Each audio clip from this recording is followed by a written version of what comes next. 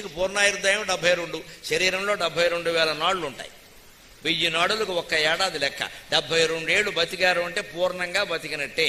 72 ఏళ్ల తర్వాత జీవితం ఎటువంటిది అంటే స్విచ్ ఆపేసిన సీలింగ్ ఫ్యాన్, ఇక తిరగదు. స్విచ్ ఆపేసాం కానీ 2 చుట్లు వేసుకో, స్విచ్ ఆపాం అయినా కానీ సీలింగ్ ఫ్యాన్ చూడమని ఇలా తిరుగుతుంది కొద్దిసేపు. ఇంకా నువ్వు పేట వేసుకుని తిప్పేయకూడదు, ఇంకా తిరగదు, అది స్విచ్ ఆపారు అక్కడ.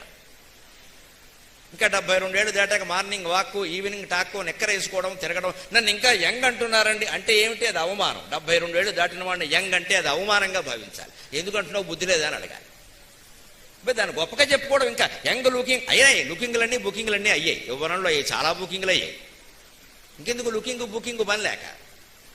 72 ఏళ్ళు దాటిపోయామంటే మృత్యుఘంటిక మోగిందన్నమాట. వేదాంతం నేర్చుకోవాలి, ఆత్మజ్ఞానం పొందాలి, ఆత్మజ్ఞానం పొందాలని తప్ప ఇంకా తొడలావుగా ఉందా మెడలావుగా ఉందా అని రోజు కొలుచుకోకూడదు. ఇంకా అప్పటికైనా ఆత్మజ్ఞానాన్ని గురించి ఆలోచించకపోతే ఎప్పుడు ఆలోచిస్తామండి? ఏ వయస్సుగా ముసరంటారు? మరి ముసలితనానికి ముసలు ఉండాలి కదా. అప్పుడు ఇంకా పొద్దున్న నడవడం, ఇంకా జిమ్ అనడం, జమ్ అనడం, ఆరోగ్యం కోసం జాగ్రత్త అనడం. ఎందుకు? నేను యువకులతో పోటీ పడతాను. ఎందుకు పడతావు? నీకు ఏమైనా శోభనమా? ఎక్కడ దేనికి పడాలి? యువకులతో పోటీ పడతావా? బుద్ధి లేదు. ఎందుకు పోటీ పడ్డావు? అవసరం ఏంటి? యువకులతో పోటీ పడుతున్నామంటే మనం ఉన్న స్థితిని అంగీకరించడానికి సిద్ధంగా లేవన్నమాట. జీవితంలో దుఃఖానికి మొత్తం ఇదే కారణం అండి. ఉన్న స్థితిని అంగీకరించం. మనం ఏదో కావాలని కోరుకుంటాం. ఖచ్చితంగా ఉన్నది ఉన్నట్టు అంగీకరించగలిగితే ప్రతి మానవుడు ప్రతి క్షణం సుఖంగా ఉంటాడు. ఉన్నదేదో అంగీకరించు.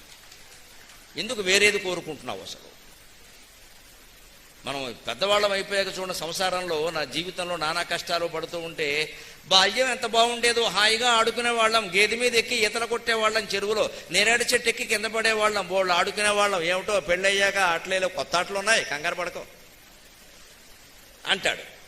అటువంటిప్పుడు నిజంగా బాల్యం అంత ఆనందమైంది అయితే మనం ఒక పరీక్ష చేద్దామండి. బాల్యం అంత గొప్పదైతే మీరు బాల్యంలో ఉన్నవాడిని ఎవరన్నా పిలిచి నువ్వు ఆనందంగా ఉన్నవారంటే వాడేమంటే చచ్చిపోతున్నాం చదువులు, ఏదో చదువులు, హోంవర్క్లు, మాకేం లేదు ఇక్కడ. నేను మా నాన్నలా పెద్దాన్ని అయిపోవాలి, ఏటీఎం కార్డు పట్టుకోవాలి, బ్యాంకులో గీకేయాలి, మొత్తం బండి వేసుకోవాలి, తిరగాలి. మరి వాడికి బాల్యం ఆనందంగా లేదు, మనం ఆనందంగా ఉంటున్నాం.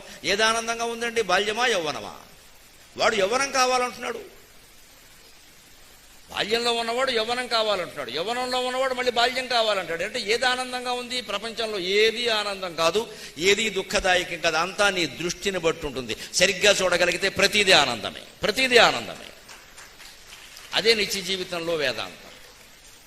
ఆ వేదాంతాన్ని మనం నిత్య జీవితంలోకి తెచ్చుకోవాలి. ఎందుకు? 40 ఏళ్ళు వచ్చే ఆడవాళ్ళకైనా మగవాళ్ళకైనా, ముఖ్యంగా ఆడవాళ్ళకి 40 ఏళ్ళు దాటాయి. ఇక్కడ కొంచెం మడత వస్తుంది, ఇక్కడ పేచీ వస్తుంది, రానియండి, దానికి ఏం